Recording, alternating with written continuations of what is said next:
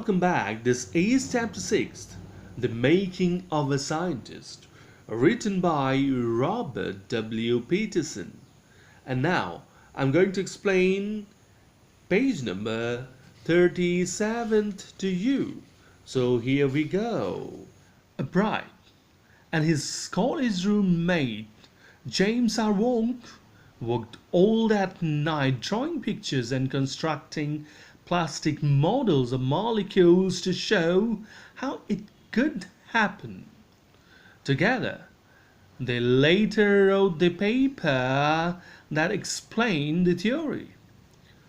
So here these lines say, on that eventful night, Bright, along with his college roommate James R. Wong, stayed up throughout night, drawing pictures and constructing plastic models of molecules.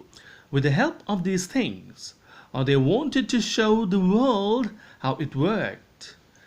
Finishing their initial work, they took up the paperwork and noted down the theory.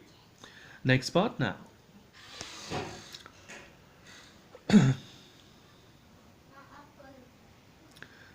Surprising. No one who knew him. Richard Bright graduated from Harvard with highest honors, second in his class of 1,510 students. Bright went on to become a graduate student researcher at Harvard Medical School. There, he began doing experiments to test his theory. So here these lines say, Richard cleared his graduation with top honors, securing second place amongst 1,510 students of his class.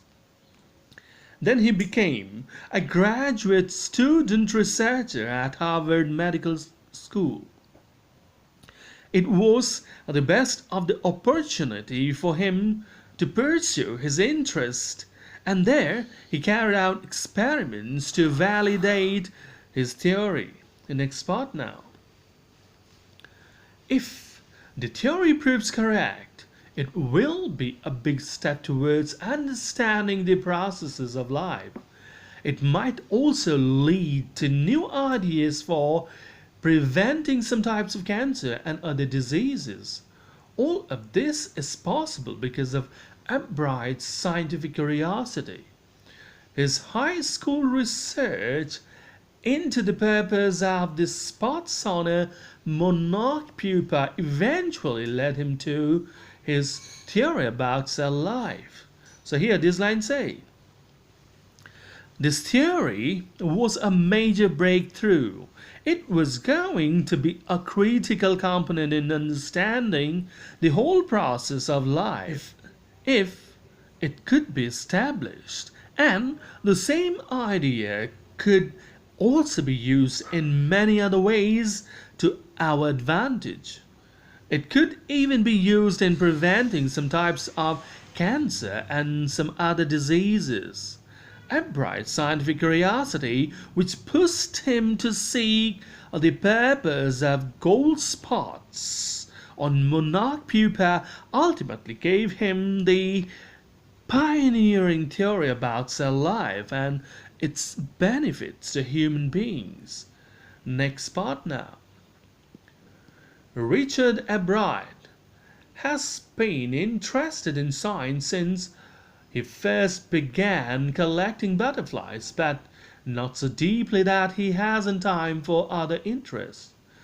Bright also became a champion debater and public speaker and a good canoeist and all-round outdoors person. He is also an expert photographer, particularly of nature and scientific exhibits. So here these lines say, Bright had many qualities. He was a multifaceted genius.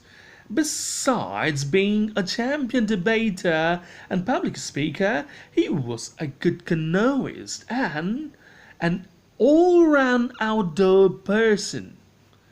He was not fully devoted to science till a certain age, though or the manifestation of interest in science in him occurred at an early age when he first started collecting butterflies. His interest in photography also found a vivid expression in his life. Next part now. In high school, Richard Bright was a straight A student. Because learning was easy, he turned a lot of his energy towards debating and model United Nations clubs. He also found someone to admire, Richard A. Weir, his social studies teacher and advisor to both clubs. Mr. Weir was the perfect person for me then. He opened my mind to new ideas, Bright said. So here this line say, Robert was always a bright student, and so learning came to him naturally. And that's why he could shift part of his focus and energy in preparing himself for debating and on Model United Nations clubs. His social studies teacher, Mr. Weir, who also happened to be the advisor to both his clubs, left a deep impression in his mind. He was his role model during early part of his life and also opened his mind to new ideas. Next part now. Richard would always give that extra effort, Mr. Weir said. What pleased me was this person who put in 3 or 4 hours at night doing debate research besides doing all his research with butterflies and his other interests.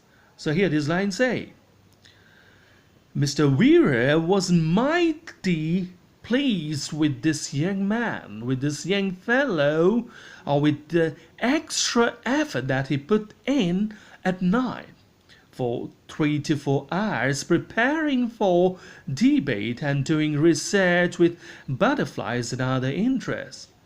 Next part now. Richard was competitive, Mr. Weir continued, but not in a bad sense. He explained Richard wasn't interested in winning for winning's sake or winning to get a prize. Rather, he was winning because he wanted to do the best job he could for the right reasons. He wants to be the best. So here this line say, his teacher explained that he was competitive but not in a bad way. The aim and purpose of putting in hard work and prepare a project day and night did not mean that he wished to win a prize. He only wished to do the best of work in his area of interest. Next part now. And that is one of the ingredients in the making of a scientist. Start with a first-rate mind, add curiosity, and mix in on the will to win for the right reasons. Bright has these qualities. From the time the book The Travels of Monarch X opened the world of science to him, Richard Bright has never lost his scientific curiosity. So, here this line say, the author considers this winning mindset to be one of the components that takes you to the prestigious level of a scientist. He was a genius first, and then had the curiosity and with them got the willpower to win and to be the best in the right spirit of competition. Bright acquired all these qualities right from the days when he received the book titled The Travels of Monarch X, and thereafter never lost interest in scientific curiosity. So this is all for now. Thank you.